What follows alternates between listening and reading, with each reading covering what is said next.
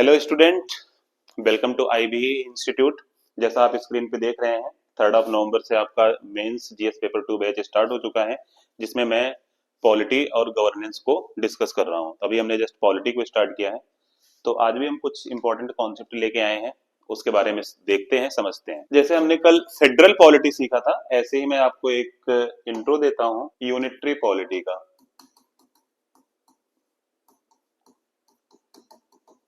Unitary polity, जैसे आप जानते हो कि कोई भी कंट्री है तो उस कंट्री का अपना कॉन्स्टिट्यूशन होता है, सेंट्रल पावर होती है और एडमिनिस्ट्रेटिव पावर स्टेट होती है। अब अगर मैं आपसे कहता हूं कि आप कॉन्स्टिट्यूशन को, जैसा कि मैंने कल भी बताया था, आप कॉन्स्टिट्यूशन को मदर मान लो, मम्मी मान लो, सेंट्रल को बिग ब्रदर मान लो और स्टेट को यंगर ब्रदर मान लो।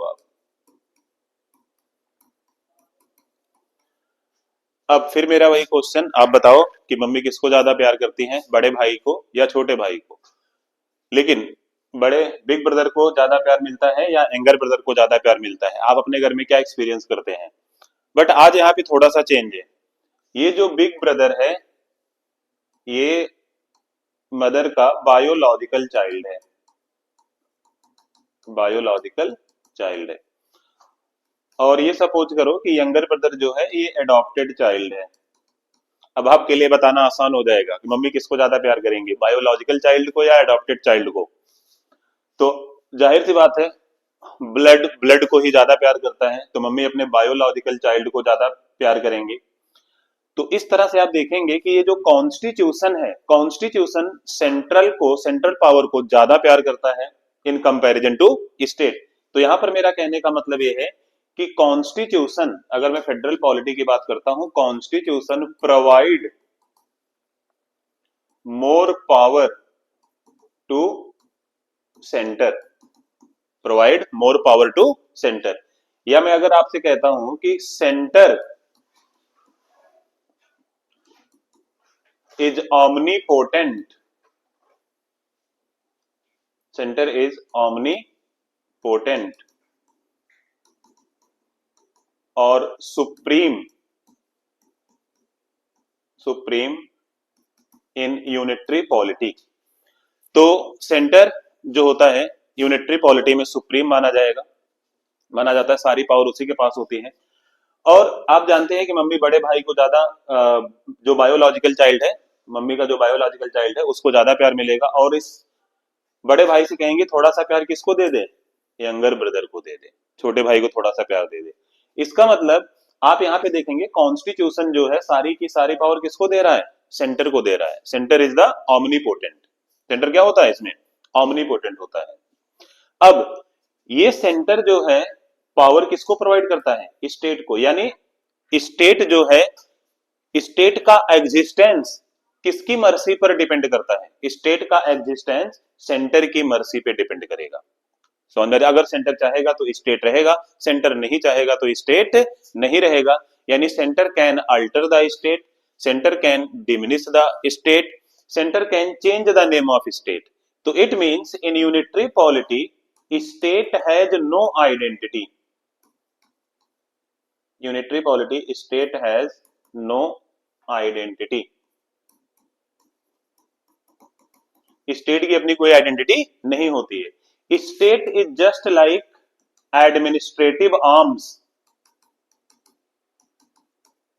State is just like administrative arms of centre. State is just like administrative arms of centre, यानी स्टेट की अपनी कोई एग्जिस्टेंस नहीं होगी।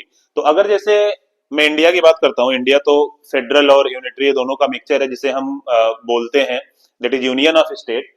तो इंडिया में अगर आप हो तो आप ये नहीं कह सकते कि आप सिटीजन है, मान सपोज करो आप यूपी में, you are born in UP या you are born in Arunachal Pradesh, तो आप ये नहीं कह सकते कि मैं I am the citizen of Arunachal Pradesh, क्योंकि अरुणाचल प्रदेश की अपनी कोई आइडेंटिटी नहीं है। अरुणाचल प्रदेश की आइडेंटिटी डिपेंड करती है किस पे, सेंटर पे। अगर सेंटर चाहेगा तो अरुणाचल प्रदेश है, सेंटर नहीं चाहेगा तो अरुणाचल प्रदेश का नाम चेंज कर सकता है या फिर इसे यूनियन टेरिटरी डिक्लेयर कर सकता है।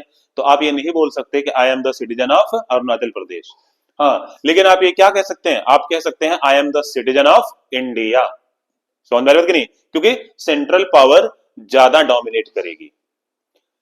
समझ में आ गई बात। तो इस तरह से आप देखेंगे कि यूनिटरी पॉलिटी में there is a principle of single citizenship,